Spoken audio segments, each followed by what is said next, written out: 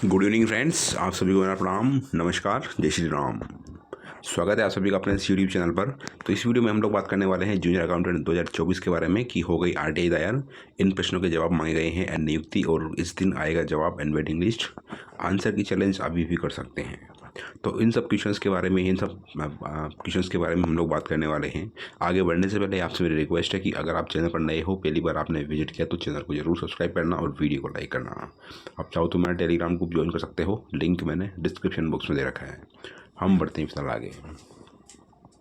तो जैसा कि फ्रेंड मैंने आपसे कहा था कि जो आपका जूनियर अकाउंटेंट का रिजल्ट आया, इसको हम लोग कोर्ट में चैलेंज कर सकते हैं, नहीं कर सकते हैं। इसके लिए हमने वकील साहब से राय ली थी। तो वकील साहब ने ये बताया था हमें कि आप इसको चैलेंज फिलहाल नहीं कर सकते, क्योंकि आपके पास में इस चीज़ का कोई भी इन्फॉर्मेशन नहीं है कि जो रिजल्ट निकला वो सही निकला है गलत निकला। गलत का मतलब इन द सेंस ये है कि जो मिनिस्टर एम्प्लॉय वाला मैटर पड़ रहा है, तो मिनिस्टर एम्प्लॉय से जो सेलेक्टेड कैंडिडेट हैं उनको कितनी सीटें ओपन या रिजर्व कैटेगरी की दी गई और कितनी सीटें मिनिस्टर एम्प्लॉय की दी गई है। ठीक है, जब तक आपके पास में ये सारी स्थिति स्पष्ट नहीं होती, उसके पहला पार्टी आप जो कोर्ट में केस दायर नहीं कर सकते हैं। कि उन्होंने ये भी कहा था कि भाई ऐसा जरूर नहीं कट ऑफ खाई गई तो आप रिजल्ट को चैलेंज करो कोर्ट में, ऐसा बिल्कुल भी नहीं है। बहुत सारे एग्जाम में कट ऑफ खाई जाती है तो आप उसको कोर्ट में चैलेंज नहीं कर सकते हैं। ठीक है, तो उसके बाद में ये था फ्रेंड्स कि उन्होंने अब हमारे पास में दो ऑप्शन थे। पहला ऑप्शन तो ये था फ्रेंड्स कि हम लोग अधीनस्थ बोर्ड जाते हैं और वहाँ पर हम लोग उनसे रिटर्न में मांगते कि आपने कितने लोगों को जो है मिनिस्टर एम्प्लॉय के जो बंदे हैं जिन लोगों ने सीटी मिनिस्टर एम्प्लॉय कैटेगरी से पास की थी, लेकिन दूसरी कैटेगरी की उन्होंने सीट बुक करी है, सीट मिली है उनको अकाउंटेंट के एग्ज़ाम में। और ऐसे कितने बंदे जिन्होंने सीटी ओपन कैटेगरी से बात करी, मतलब जनरल कैटेगरी से फाइट की, और अकाउंटेंट में भी वो जो है उनकी खुद की जनरल कैटेगरी या दूसरी कैटेगरी सेलेक्ट हुए हैं। ठीक है, तो इन दो प्रश्नों के जवाब अधीनस्थ बोर्ड का जो है रिटर्न में देना मुश्किल था, क्योंकि आप जानते हो फ्रेंड्स की हर चीज़ का एक प्रोसेस होता है, और इतनी आराम से या इतनी हम सुविधाजनक स्थिति में अधीनस्थ बोर्ड से हम लोग बात भी नहीं कर सकते क्या सारी बातें हैं, क्योंकि वहाँ पुलिस रहती है, वो कोई भी काम हो जाता है उठा के डाल देंगे जेल में, है ना। तो ये चीज़ एक तरह से बहुत इलीगल तो नहीं बोलूँगा मैं, लेकिन थोड़ी डरावनी सी प्रतीत होती है। हम लोग ऐसा काम नहीं करेंगे।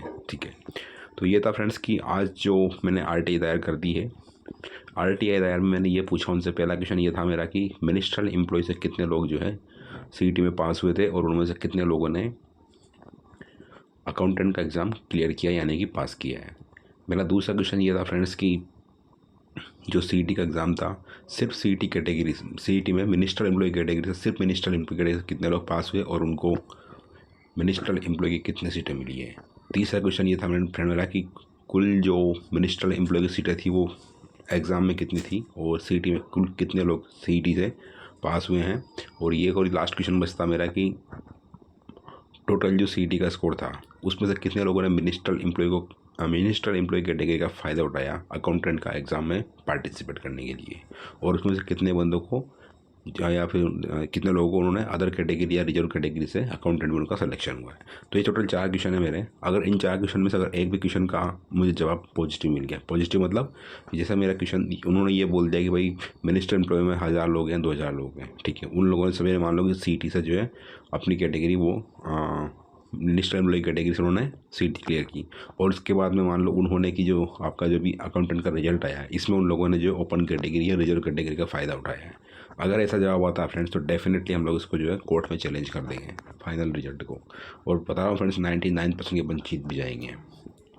लेकिन दूसरा एक और पॉइंट पहलू ये है फ्रेंड्स, अगर अधीनस्थ बोर्ड बोलता है, क्योंकि आरटीआई है फ्रेंड्स, वो आरटीआई में हालांकि चीज़ें सारी ऑथेंटिक होती है, उसमें फेक जैसी कुछ भी नहीं होता, सारी की सारी चीज़ उसमें ऑथेंटिक ही होती है। ठीक है, और अगर वो ऐसा कुछ नहीं होता है, मान लो वो बोलता सीधा कि हमने रिजल्ट बिल्कुल सही निकाला, ऐसा कुछ भी नहीं है, तो फिर अपने प्रयास थोड़े हल्के पड़ेंगे, फिर है ना, कमज़ोर हो जाएंगे हम लोग।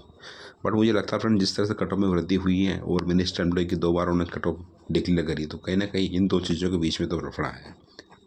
ठीक है, तो जो भी आरटीआई लगा सकते हो बिल्कुल लगा सकते हो। जो सीपीआईओ है पब्लिक, और एक होता है ना पब्लिक रिलेशनशिप ऑफिसर, जन सूचना अधिकारी या मुख्य जन सूचना अधिकारी होता है, सीपीआईओ जिसको अपन बोलते हैं, या फिर आप सीधे भी एसएसवाईडी से भी लगा सकते हो। ठीक है, तो आप वहाँ से ये चीज़ क्लियर कर सकते हो, वहाँ से आपको इसका जो रिस्पॉन्स है, हालांकि इसका 1 महीने का टाइम होता है कि 1 महीने के अंदर अंदर जो है आरटीआई का जवाब देना पड़ता है। बट मुझे लगता है फ्रेंड्स 10 से 12 दिन इसको लग सकते हैं मैक्सिमम, बता रहा हूँ मैं, क्योंकि मैंने बहुत सी डिपार्टमेंट में आरटीआई लगाई है। अगर 10 से 12 दिन के अंदर उन्होंने कुछ जवाब दे दिया मेरे को तो ठीक है, वरना फिर आप मान के चलना कि दिन स्पोर्ट कुछ ना कुछ तो गेम खेल रहा है। ठीक है, बात करते हैं कि वेटिंग लिस्ट कब तक क्या है और जो नियुक्ति कब तक होगी। तो फ्रेंड्स नियुक्ति को बता दूँ मैं, आपकी जो नियुक्ति है वो बहुत जल्दी आपको जो जनवरी के फर्स्ट वीक में या दिसंबर का तो निकल चुका है लगभग, तो जनवरी के फर्स्ट या सेकंड वीक में आपको नियुक्ति जो है देखने को मिल जाएगी। और वहीं बात करते हैं हम लोग वेटिंग लिस्ट की, तो वेटिंग में आपको बता दूँ फ्रेंड्स की अभी देखा जाए डायरेक्टली तो 600-700 पोस्ट के आसपास अभी खाली हैं, ठीक है। 400 पोस्ट के आसपास तो ऐसे जिस पर रिजल्ट डिक्लेयर करना बाकी है, ठीक है। और उसके अलावा और भी लोग होंगे जिनका कि सिलेक्शन हो गया लेकिन वो ज्वाइन नहीं करेंगे क्योंकि उनका ऑलरेडी कहीं सिलेक्शन हो रखा है, क्योंकि आपकी वैकेंसी बहुत पुरानी है फ्रेंड्स। ये फरवरी में आपका एग्ज़ाम हुआ था, 11 फरवरी 2024 को, और लगभग आप मान चलो दिसंबर निकल ही जाएगा आपका, 1 साल हो गया। तो बहुत सारे बंदे के दूसरे एग्जाम में सेलेक्ट हो गए होंगे, ठीक है। तो संभावना थोड़ी मुझे कम नज़र आ रही है कि लोग इसको ज्वाइन करेंगे, मतलब 500 से 700 सीट आपको वेटिंग में देखने को मिल सकती है।